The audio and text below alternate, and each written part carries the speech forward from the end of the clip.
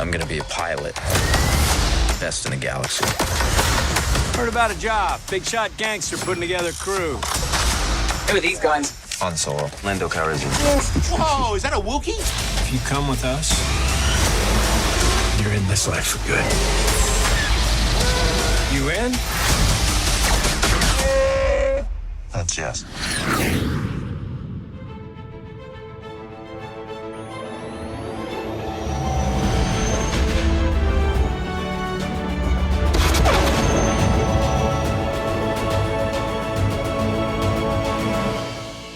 Welcome to the live action Star Wars podcast. I'm Ralph. I'm James. And today we're talking about Solo. Was it 1918? 2018? 2018. It's definitely not from 1918. Oh, One of those dude. early silent Solo? black and white movies. I would watch it. I'd Are you watch it. kidding me? Yeah. I think we should. I think we've just found our next project. We make it black and white. We break it up Right. with like the silent movie like dialogue boxes. Right. I did God, probably it was during quarantine. I was gonna say it was last year sometime, wasn't it? I did a serialized opening for Attack of the Clones, and it's awesome. But I had so many issues with like small things that just didn't look right because I was only doing an Apple movie. Yeah. And so I tried downloading other programs, and my computer just wasn't able to like deal with it, and so I just abandoned it because I broke down episode 2 chapter by chapter. And it worked. I saw your breakdown of like what would be the episodes essentially, and Right. it's really good. And it sort of I think would make Attack of the Clones way more palatable. So Right. I don't know. That's something. Audience, let us know if you want to see Ralph finish that project. Let us know, and we might be able to get him to do it. No, I'm ready to do it. My computer's not ready to do it. Oh, okay. I tried using Adobe's video editing software. I tried downloading oh god, what was the other Final one? Cut? Final Cut. It just wasn't working, so I need to figure out what I need to do because I'm ready to go. It's like way easy to do. I have a Yeah. folder filled with all the attributes with all the different That's awesome. texts and everything. So it's ready to go. The only thing I want, and if this is out there or if someone knows about this, is a music free Attack of the Clones. So like a version of okay. Attack of the Clones without the music, because With I the wanted to score put strips in out. I wanted to put in older music. Yeah. So yeah.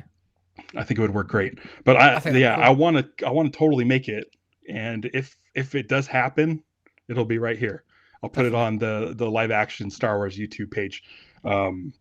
All 12, I think it was 12 or 13 chapters I have all split out. And it's just That's Attack of the Clones, Yeah. but it's set up in serial format. So that's sort of what 20-minute episodes?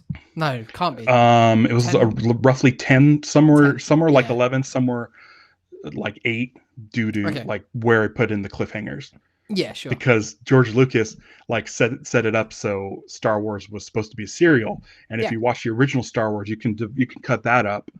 But I chose Attack of the Clones because it's like It's got it's that right so theme. serial. It's Yeah. really serial feeling, And with It like feels, the dueling storylines and everything with Obi-Wan and Anakin and Padme and stuff. So yeah. it feels so much more like a serial than the original Star Wars. But Really we're not is. here to talk about either of those movies. No, not We're yet. here to talk about Solo from 2018. Yes. It came out May 25th. 3 years ago today, as Right. you're listening to this and watching this. Right. Because everybody's watching this On day one. May 25th. Yes. Yeah, happy Star Wars Day, everybody. The Yeah, real one. happy. Um, The anniversary of Star Wars. Like, we can't say real one. Right. Like, there is no real one. Like, if you want to celebrate on May 4th, go ahead. It's not for me, but I do like seeing all the cool artwork and everything that people put out.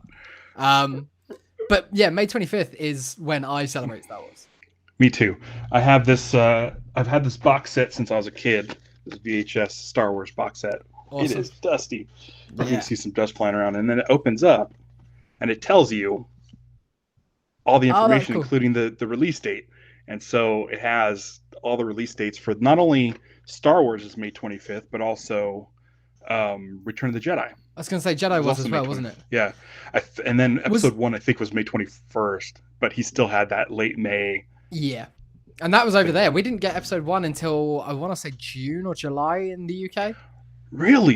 Yeah, it was bad. I had a VHS pirate copy of it because I Wow. couldn't wait. I wasn't going to wait. I'd already read the novelization at that Mhm. point, and because that came out straight away. And yeah, I got a pirate copy from a kid at school, and I watched the crap out of it. And then I saw it in the theaters like 4 or 5 times. Right. What's your deal? What's your deal? Your history with Solo?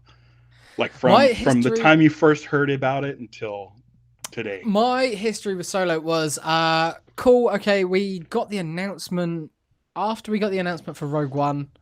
I'm just trying to piece together all of that. I think we were just getting loads of announcements of Star Wars movies that were coming Right. around this time. It was. Did we know about it before Force Awakens came out, or was it I just don't think after? so. No, I don't it know. must have I been have just no after idea. them. And yeah, and then we were sort of following the casting and everything. Everyone was speculating on what the plot was going to be, and I was in. Like, I was like, yep, okay, cool. I hope it's not too connected. I hope it's its own thing. We'll, like, at the time I was thinking we'll probably see Jabba.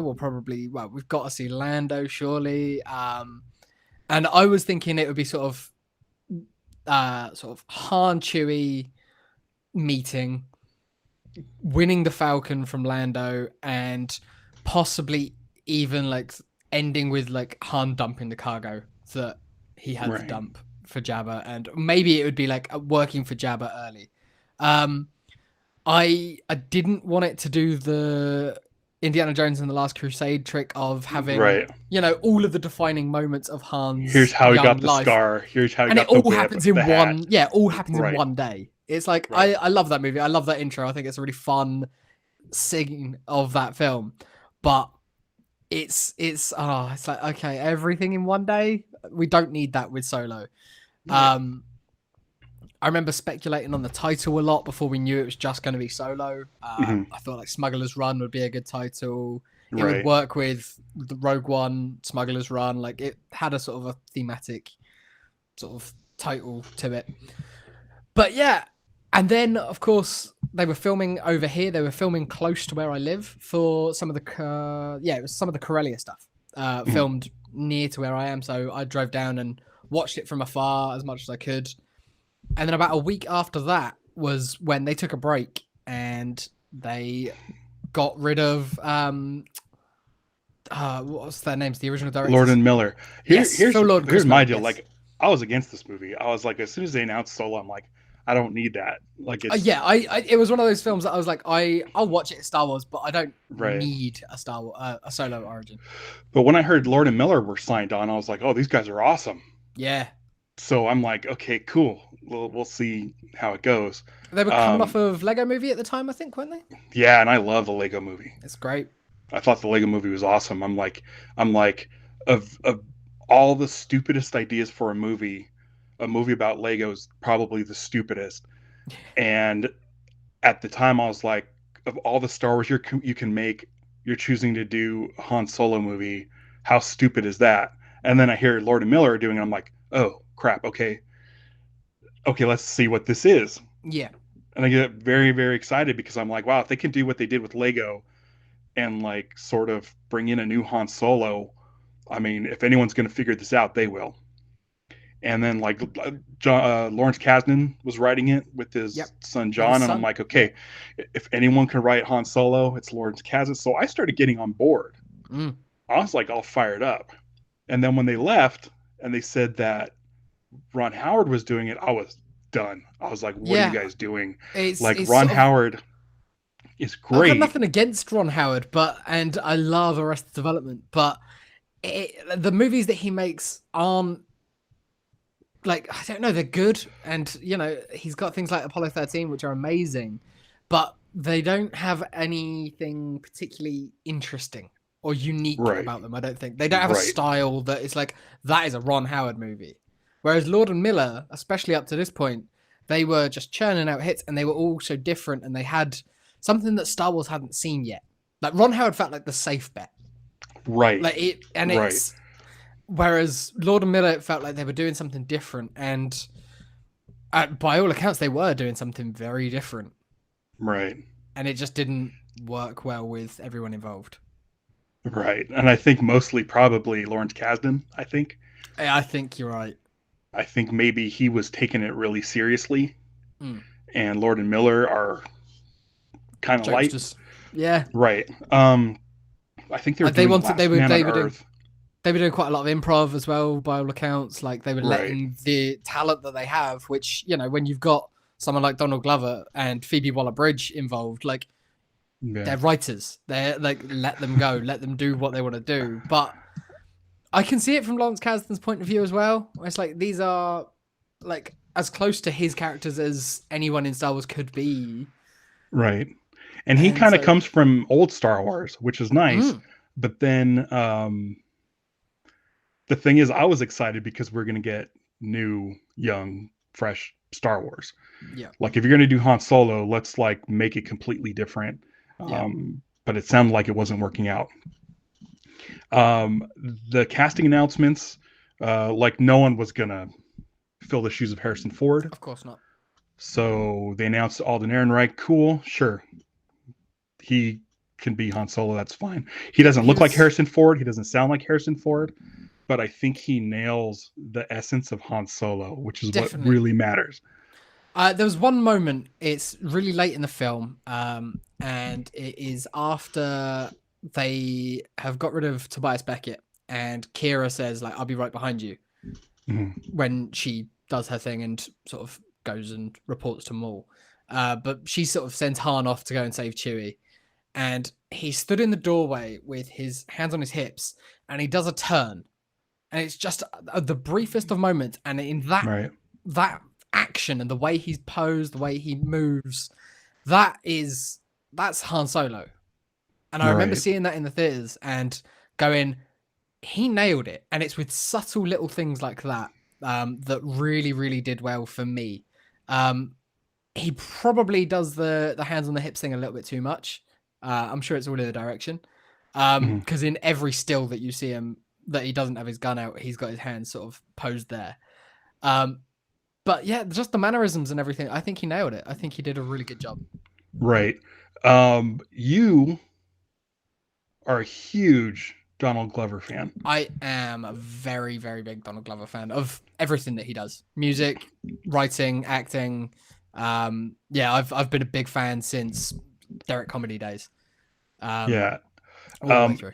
He got announced as Lando, and well, the that was world the was dream like, that's casting. perfect. That was the dream casting all the way, like when they announced the movie, before he was even rumored. It was holy crap, what if they can get Donald Glover? What if they can get Donald Glover? And then the rumors started coming out that, yep, they're talking to Donald Glover. And then they got him. And it was absolutely perfect. He talked about it quite a lot, about how he went and spoke to Billy D and how like I think it was his dad, Donald Glover's dad, was just like, don't screw this up. Like, because his dad had been the one who introduced him to Star Wars, loved Lando, and he was like, "This is a big responsibility." And I think Billy D sort of said to him, "Is like, don't be me, don't try and be me. I'm cooler than everyone, but bring your own swagger to it." Like he's like, "I think you're a really good kid, but like do your own thing." And yeah, he did. I think he wasn't imitating Billy D. Williams, but it was what you could imagine that Lando that we meet on Bespin being like, what, 15, 20 years earlier. For me, it's tough for me with his Lando because like I already know him as Donald Glover. Yeah. And so knowing that he's Donald Glover, I feel it's hard for me to shake him doing more of an impersonation as opposed to getting the feel. He definitely has the feel and the sound and the look of Lando, but I can't shake that Donald Glover. I just can't shake it. I can't. There's nothing I can do. Alden Ehrenreich, I hadn't He'd done that one Coen Brothers movie, I believe, before this. Which I hadn't seen. No, I still haven't seen it. Yeah, that's it. Yeah. So I know that he got sort of rave reviews for it, but yeah, I hadn't seen it. But it was really tough. It was really tough because here I am watching Donald Glover, who I've known for a while, being Lando, and it's still kind of tough for me to get past it. Hopefully the Especially- Lando series like can help me associate him with Lando more. Yeah. Assuming he's in it. I'm assuming he's I mean, doing based the on the Lando show. logo and everything that they showed off, Right. I feel like they have to. Like, Right. ideally, I think both of them should be in it. I want it like Young Indiana Jones Chronicles, where Billy D is like narrating the Lando Calrissian Chronicles, and then we flash back to Donald in the stories. Yeah, that'd be great. This movie, there's kind of a reason why we picked it first. And I don't we were doing our other show in Vincipod, and after we were just talking about Star Wars, and we just started talking about Solo because I absolutely love this movie. It just for me is a really good Star Wars movie. It's And so much fun. it's my favorite sort of Star Wars. Because my favorite Star Wars movie is Star Wars, 1977. The motion picture. There's no like, I'm not a fan of sort of the relationshipy. I hate to use the word mystery box in a bad light because I like J.J. Abrams' films, but the sequel series relies so heavily on who's who, why they're who, and whatever. When we first saw Star Wars, we knew who Luke was right off the bat. Yep. He's kind of a one-note character. Yeah. We know who Han Solo is right off the bat. He's kind of a one-note character. Princess Leia, the same thing. Like, I don't need There's not a lot of complex depth lineage. to anyone in that first movie. And it's like a Flash Gordon serial, which I love the old Buster Crabbe Flash Gordon serials. And that's what I want. I want a group of people who have strong personalities. You don't have to worry about their backstories. You just want to see them get into the action. Yeah. And that's what Solo does for me. Solo, even though it's one of the newest movies, is my third favorite Star Wars movie of all time. So behind Star Wars and then Empire. Yeah, fair. Wow, that's really high. So I'm putting this ahead of another 2 Harrison Ford performances as Solo. Because 3 technically. there's oh yeah, that's right. Yeah, you're right. It's adventure, it's action, it's swashbuckling. I call these swashbuckling Star Wars movies. Yeah. There's a mission. You get a group of people to go on the mission. You put the team together. And then you go and do it, and that's it. That's it. I mean, Empire isn't that way, but Empire's fucking amazing. Empire's Empire. Yeah. But it's that same thing of like, you've got stage 1 maybe doesn't go so well, so you move into like stage 2 of the mission, or like holy crap, we need to scramble to figure out the next bit, so let's go do this, so let's do that. Right. And it doesn't let up. Like, this movie is just go right from the start. Even like the slower, as you would sort of say, quieter scenes. So when they first go to meet Tobias Beckett, right, and when you're introducing Lando and stuff like that, they're not action scenes, but there's the tension. So with Beckett, like, you feel that tension all the way through. So you're sort of still on the edge of your seat as if you would be during the train heist. It's just as tense. Right. And it doesn't let up for its. I mean, what's the runtime on it? It's 2 hours and 15 minutes. That's including 2 hours credits. And 15 minutes, including, so about 2 hours movie, and it doesn't let up from start to finish. It's always going, and it just flies through. It's a great movie. It's so much fun. This is the first Star Wars movie that I've not seen on opening night since the special editions. Wow. And that was because I was flying back from Marrakesh. I was on holiday at the time when it came out over here. And I remember driving to the airport going, oh, crap. We fly back on the day that Solo's released. And like, I had tickets for the next day, but I was like, damn it, I'm not going to see this on opening night. That's really bad. But you did see it. I did. I saw it straight away. When I was working at Disneyland, there was people who waited until Netflix, I think, to watch it. And I'm like, how do you not see a Star Wars movie in the theater? Like, if you consider yourself a Star Wars fan. I mean, like I know there's Star Wars fatigue, and I know this movie probably came out Way too 5 quick. months too early. It probably should have waited till Christmas. 100%. And Last Jedi was so divisive that it's like, why do we want to jump back in? But still, like, even when I first saw episode 1 in the theater, I didn't really care for it, but I still saw it 9 times in the theater because Star Wars on this big screen doesn't happen. It was the first time in in almost 20 years. And it's like, I understand that maybe you don't want to see another Star Wars movie right away, or if you think, oh, it's stupid that it's not Harrison Ford, or whatever you think, but like a Star Wars movie on the big screen, there's nothing better to experience. I really think this movie suffered with the fallout of The Last Jedi more than anything else. Right. We'll get into our Last Jedi discussion when we cover that at some point down the line. We're definitely not going to do that in the first episode. But this movie, I think, took the brunt of it. Like, all of the negativity that like certain sections of fandom had for that movie was taken out on this unjustly, and I think still unjustly to this day, because it is sort of the bastard stepchild of the Disney era. Right. Like, it's the one that is forgotten about the most, I think. I love it. And it's, I think that's another reason why we both were like, let's do it as the first one, because it's like, we both love it. We both want to push this movie. And it's like, if you haven't seen it since the theaters, or you haven't seen it since it first dropped on Netflix or something, do yourself a favor and go and revisit it, because it's tons of fun. So tired of hearing it, because I love this movie. I touted this movie. I've been talking about this movie for 3 years, and I still get people, oh, I saw Solo. It's actually really good. And I'm like, yes, I know it's really good. Yeah. I try to get you to watch it. People are surprised by it. And it's like, I don't get why you're surprised by this. So here's a little bit of Last Jedi for you. When we came out of Last Jedi, I always go see Star Wars movies with my sister and her family, and then my wife. Cool. And afterwards, there's always a discussion. Oh, what'd you think? What'd you think? And we came out of Last Jedi, and my wife was like, I hated that movie. Wow. I hated that movie. I don't ever want to see it again, whatever. And my family was like, it was okay. And me, I was like, it's okay. I'm fine with it. It has issues. I had things that I loved about it, things I didn't love about it anyway.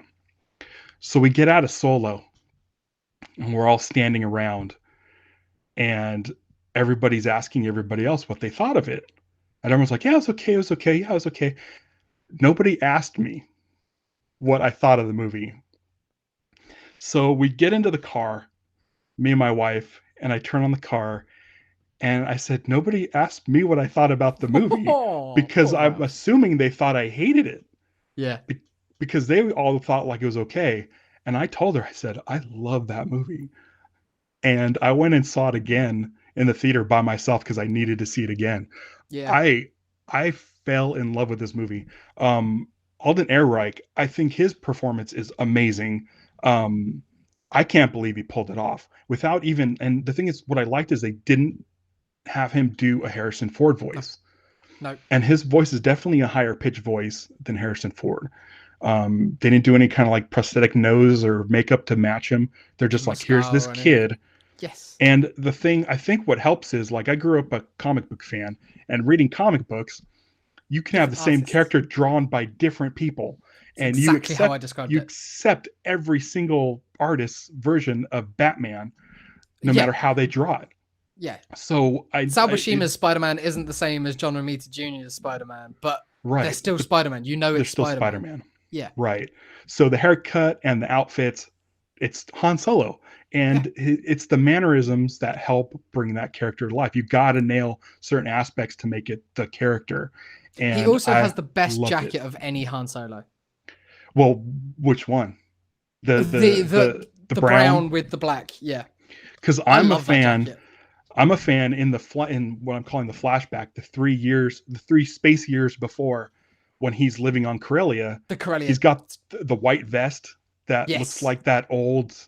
I think it's a Ralph McQuarrie drawing. Yes. Of Han Solo. Like, it's that jacket, and I love that jacket.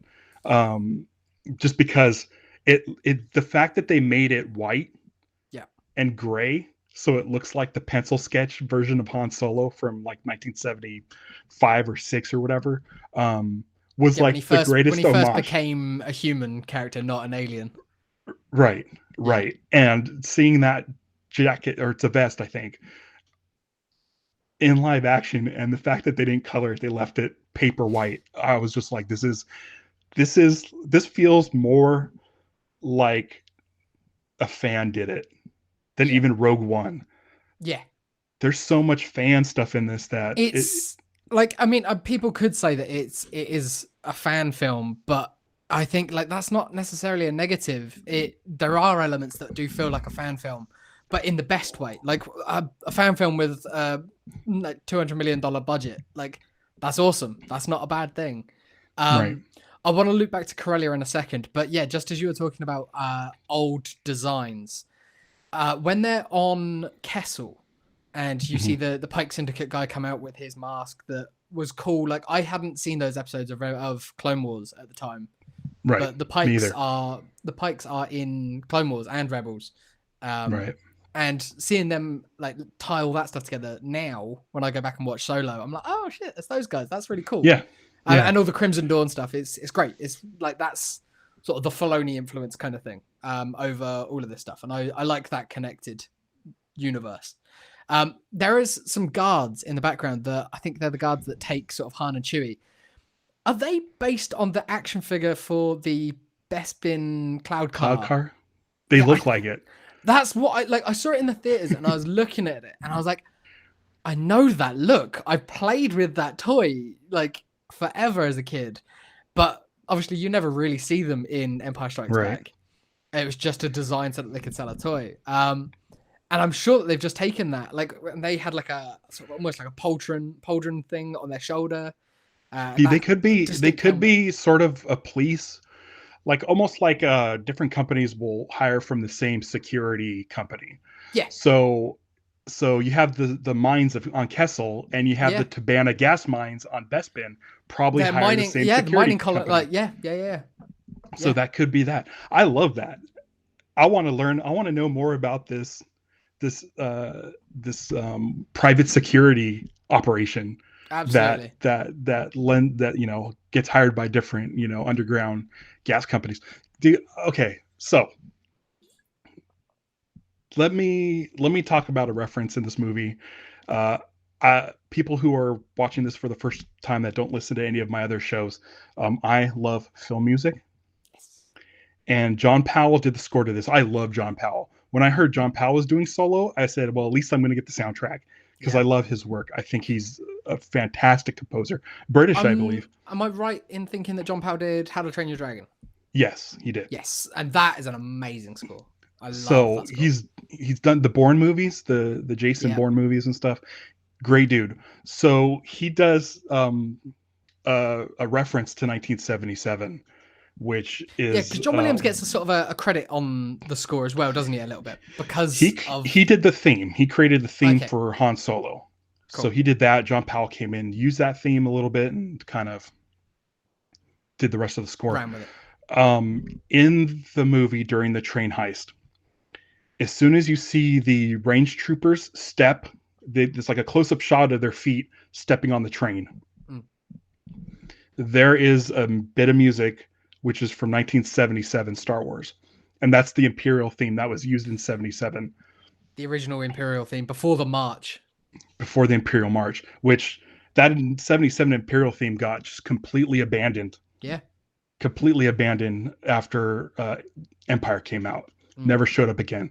It showed up one other time when we see Darth Vader in the Bacta tank in Rogue One, where Michael Giacchino also used that theme, and then used that theme to go into.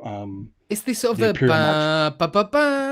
that one. No, I'm going to talk about that in a bit. Okay. Oh wow. Okay. That bum ba ba ba is the Death Star motif. So you hear that every time you see the Death Star. Yes. And Michael Giacchino in Rogue One extended out Krennic's theme, and then ends Krennic's theme with da da da da. So that you get, because the establishing shots of the Death Star in Rogue One were much longer than in Star Wars. So Giacchino stretched that out. And tying it to Krennic's theme is fantastic. Yeah. The Imperial theme, it goes dun dun dun dun dun dun dun dun dun dun. So that theme is played right as the range troopers, you see their feet drop in on the train. And that I love that theme. It's brilliant. And it's played throughout 77 Star Wars. It's everywhere. Yeah. It is everywhere, and then just gone. Because obviously the Imperial March is awesome. And it's iconic and is now a diegetic piece of music in the Star Wars canon. Sort of, kind of. This isn't the first time it's been in there. That was Rebels? It was in Rebels. So Rebels in Rebels, they had an Imperial Day parade. Yes. Where all the Imperials were. And they did this version. I'm assuming it's Kevin Kiner, the composer for Rebels. Took the Imperial March and made it a little more upbeat, a little more heroic, and used that for the parade. That piece of music was taken and put in the recruiting video on here. And I know people have a problem with it. I have zero problem with it. I like it. It's great.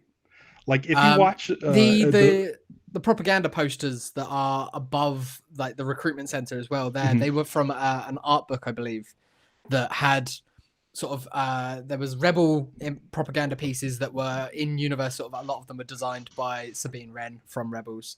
Got and the Imperial ones were sort of traditional military propaganda posters. That's awesome. And we saw, I think, 4 of those in this movie, which is great use of it. Right. I since we're talking about the music, you mentioned that Death Star motif, that the Kessel Run. Yes, I love the Kessel Run. I hate the score during the Kessel Run. Oh, really? I have issues with it because it takes themes from Star Wars, Empire, yeah, and then some from Solo, but I don't think it's new recordings. Oh, that's I think it's old recordings spliced together. I've listened to this so many times, and I've tried to figure out if they re-recorded it. If they re-recorded it, it's fine, but it sounds like the exact same arrangement. And the fact that it plays the Death Star motif when you see the Star Destroyer, yeah, and I feel like it's literally taken from that moment when Luke takes off to go see Owen and Beru burning. But I feel like it's taken from that, and I just like it's the Death Star motif. Like earlier in the movie, Star Destroyer. Yeah, if you know that the 77 Imperial theme exists and you put that in the movie, what is going on with the Kessel Run where it feels like you just slapped it together? And I'm wondering if it was something where they were running out of time, or if the Kessel Run got edited a bunch, but it feels like cobbled together music. And I love the Kessel Run. I love the Kessel Run, and stands out to me. See, that's interesting. It stands out to me, but in a positive way, which I think is it's equally as annoying. Like when a piece of music stands out to you, it's because it's either really good or really bad. Right. But if it detracts from the scene itself, then it's probably not doing the right thing. But yeah, like hearing it's like the asteroid chase theme like scattered in. It's there exciting. It's great to hear, and we heard it in The Last Jedi just months before. Yeah. So I was like okay with it, but at the same time I'm just like, I don't know. It felt like the same recordings. And does that theme make it onto, or that piece of music for the Kessel Run, does that make it onto the record, the vinyl? I think it's last year. I believe so. Yeah, it does. It does. The Mondo one. The full one. Right. It does make it on there. But what I should do is Shazam it. Yeah. I should Shazam it and see what it says. If it says Solo, then I'm like, okay, they re-recorded it. If it says Empire Strikes Back, then I'm like, come on, guys. It's Star Wars. Yeah. Right. You can afford to do it again. Right. There's something, maybe it wasn't scored, and then they decided they wanted music in it, because I know like a lot of times like the amount like that there was the changes Death Star run with this film. Yeah. Like the Battle of Yavin, the whole first half of it doesn't have music. No. And it kicks in as soon as Red Leader dies. Yeah. And so it's like, oh, okay. Like maybe they're trying to do that and they're like, oh, it doesn't work, so we need music now. We'll find something. I don't know. With the amount of changes and stuff with this movie, it's sort of hard to piece together what changes were made when. It's right. Like there's one thing if they ever do one of the big sort of J.W. Rensler making of books for this movie with like going fully honest with everything that happened, it'll be fascinating. I can't see it. I can't see it ever happening, but I'd love to see it. I can almost guarantee that the entire train heist is Lord and Miller. Um, if you look at the making of, anytime they show anything in the snow or the train sequence, the behind the scenes cameras only go to the director of photography. Interesting. There's no Ron Howard. So I feel like when maybe the action scenes weren't reshot. I feel like when they say like Ron Howard reshot 90% of the movie and like 10% of Lord and Miller stayed in, I want to say it's the action that stayed in, because why reshoot the action? So we're asking these questions. I just realized I could probably get those answers. A very, very close friend of mine worked in the edit department on this movie. He's got a very cool hoodie. Before they'd even officially announced Solo as the title, it's a silhouette of the Millennium Falcon with Han and Chewie sort of silhouetted against it, with Solo editorial department, and then on the back it's in a dark room in a galaxy far, far away or something. It's fun. But yeah, I remember hearing the stories from him when they were shooting this. And at the time he was still relatively new, so he wasn't telling me too much. And so yeah, he was just sort of laughing about how long they took to shoot all of the cut-ins on the dice. Because none of that was shot originally, and because of the references to the dice in Last Jedi, all of that was added in later. Like every time you see the dice, that's a pickup shot. It's like, okay, I mean, it works. I like it. I've got those dice hanging in my car. So this is my least favorite thing of this movie is it's that it ends on the shot of dice. The last shot. I'm fine with the dice. I'm fine with the dice. Yeah. It's a reference to like 2 seconds of footage in the original Star Wars. Yeah, when Chewie bumps his head on him, doesn't he? Yeah. Yeah, but I just like the way it ends, where you see both Han and Chewie going into light speed. That should be directed by Ron Howard. The hands up. But then it cuts to a shot of the dice right before that. I'm like, what are you doing? Just get that out of there. Yeah. It's 2 seconds. You had the perfect final shot just before that. Yeah. Like you're trying to make this more important so that stop trying to make the dice happen. That like Last Jedi look better or something. So yeah. Like we were already fine with them in Last Jedi. Cool. We understand what this is. Yep, definitely. But we don't need to like hammer that home in a different movie that has like really doesn't matter. I don't know. No. We're gonna have to wrap up soon because I have to go to work. But I want to touch on a few things. We talked about Donald Glover being slightly distracting for you and not being able to sort of separate right. Donald from Lando. For me, that was Woody Harrelson. I really like Tobias Beckett. Yeah. I think he's a fun character, but it's Woody Harrelson. Like we've seen Woody for 30 years, and we've seen him age and we've seen him grow, but like he's still Woody Harrelson. That's still Billy Hoyle from White Man Can't Jump for me, and it always will be. Right. I like him in the movie. I like him for me, if I could rewrite history, I would, and this isn't going to make things easier for you, but I would make it Kurt Russell. That's fine. I've got less of a connection to Kurt Russell than I do with Woody. And yeah, for the fact that he auditioned for Han. Yeah, I think that would be like, I hate using the word meta, but it would have been sort of a nod to him being Han Solo before Han Solo, which Tobias Beckett sort of is. I'll bring up one more thing that I love about this movie, and we haven't talked about it, and I absolutely have to talk about it, is the shower scene. Yes. This scene encompasses what I love about Star Wars, and that is getting to the point quickly. Star Wars has always been, George Lucas has always said, faster, more intense. Get to the point. And I don't want to bring up Last Jedi, but I feel like things could be trimmed. Why do we have these kind of longer sequences? Get to the point. This is what Star Wars is about. It's not about building these crazy relationships. It's not about I don't care about how Han and Chewie came together. I know that they're friends.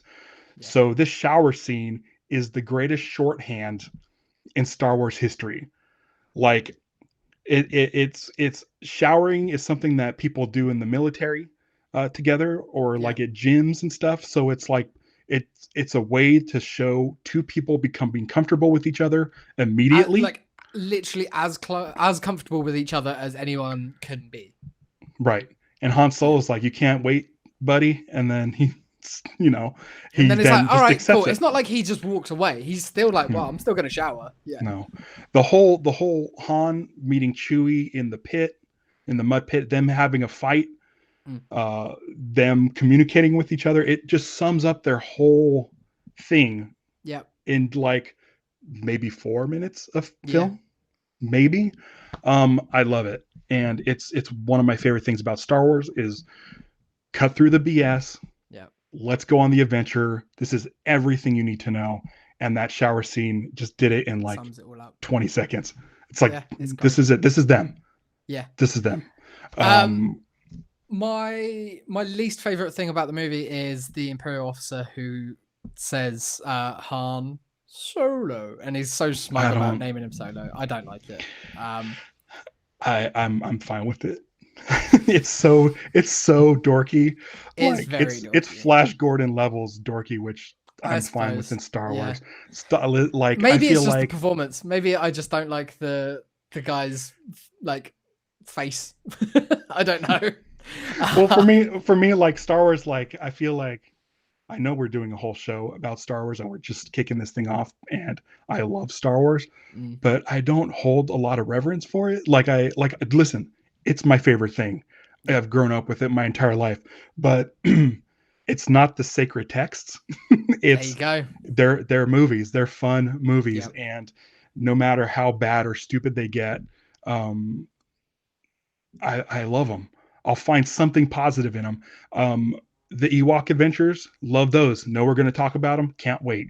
At some point. And there's so much slow, boring shit in those movies, but I don't care because I'm watching Star Wars. So that's kind of what this show is. Yeah. Finding the good in everything. Yeah, exactly. I've got to end it on the point about Corellia that I didn't get to. I grew up reading all the books, reading all the comics, reading everything. Han Solo and Wedge Antilles were my two favorite characters. I love Wedge. Wedge is one of mine. I love Wedge. I've got an unnatural love for that character, for a character that was played by like 4 different actors if you came with voices. Yeah, can I just say this? I'd be okay if Chris Pine played Wedge. I would be fine with that. Patty Jenkins movie. Yep. Okay. I would be so into that. Even if he's like the older guy who's just handing the reins off, to a young new Rogue Squadron. But yeah, Wedge, I love him, and he's a Corellian character. So I grew up loving Corellia. Like I'd read about it, like you'd hear all about it, and like Corellian ales and Corellian brandy and all of this, and Coronet City. I bought an RPG supplement that is all about the Corellian sector, like having never played this tabletop RPG, just because of all the amazing artwork for this place. So I loved it. So it was like when it became clear that we were obviously going to see Corellia in this movie, I was so excited, but also like, I was scared because I was like, I don't know if it's going to match my expectations, but I was like, but this is what it's going to be. I've got to accept that this is what Corellia is now. And they shot plate stuff, like, so it's barely recognizable. It's only recognizable if you live here, but like some of those cranes that you see at the very beginning when you see the title card come over, they are I'm looking out of the window just off camera here, I can see those cranes. That's so awesome. And it's like Corellia it's a dock town. It's like the way that they portray it is like it's industrial, it's like it's not the most glamorous, but it's utility, it's useful. That's what Southampton is. That's what my hometown is. And so for me, just on a personal level, for like this place that has been my favorite for so long, with 2 of my favorite characters, to just happen to have been shot, like, I mean, barely, because it's, it's mostly on a backlot or anything, but like as much as you can shoot on location was shot here where I can see it, not even just in my town, but where I can see it where I live, is the coolest thing. You need to put a picture frame around your window. I mean, I've got a few pictures that I'm just like, oh man, like all you need to do is change out the background, and that's like the dockyards where they're building Star Destroyers instead of loading container ships. That's awesome. I love it. Yeah, I love it. It's And a great movie. I think Ron Howard, it's my favorite Ron Howard movie. Yeah, I think so. he knocked it out of the park, whatever he came into. I think him coming in late and having to shoot on a tight schedule may have brought a lot of energy to the movie. And it's like you kind of still have to stick with some of the stuff that you've already got. They laid a groundwork, like despite however much of their stuff was reshot. Yeah, there is still an element of them in there. This is the least boring Ron Howard movie. Yeah, and I agree with that. Then my second favorite's Night Shift, and then Splash, and that's it. So I sort of was the guy who said, let's do Solo for our first one. What do you think? Yes. And you said, yeah, let's do it. Yeah. So for our next episode, I'm deferring to you to pick either from the list or pick something that we didn't even think of to put on the list. But I'm excited to hear what next episode's going to be. I have gone from the list. We've got an ever-growing list of things that we're going to get to. Right. I did a quick little search, and it turns out that the cutscenes for Dark Forces aren't full motion video, but the cutscenes for Dark Forces 2 Jedi Knight are full motion video. So we've done something from the Disney era. Let's go back to the dark times, right in the middle of the dark times.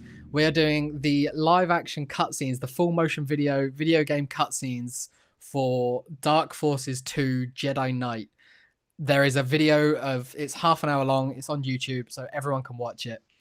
Go over to Live Action SW on YouTube. We'll have that clip for you to watch before next week's episode. Yes. I played Dark Forces 2 Jedi Knight. Me too. I completely forget the storyline. Me and too. So I'm really excited to watch this footage because I haven't seen it since. I skimmed through it. It is rough. And I can't wait to talk about it. I can't wait. Is it? I mean, it can't be worse than Rebel Assault 2, or is it? I mean, I can't remember the Rebel Assault 2 ones either. I've been watching Rebel Assault 2. Footage. It's our. If you go to our Twitter, twitter.com/liveactionsw, our banner is a still from Rebel Assault 2, The Hidden Empire. Oh my God, it's so bad. I love it so much. I cannot wait. We'll get to it. Till then, head over to liveactionsw.com. That'll have all the links for wherever we're showing the show, playing the show, where you can follow us. And until next time, I guess it's going to be, what is it again? It's Dark Forces 2 Jedi Knight. Got it. Dark Forces 2. We will talk Jedi about the Knight. titling of that video game series because, oh boy. All right. Until next time, may the Force be with you. Punch it.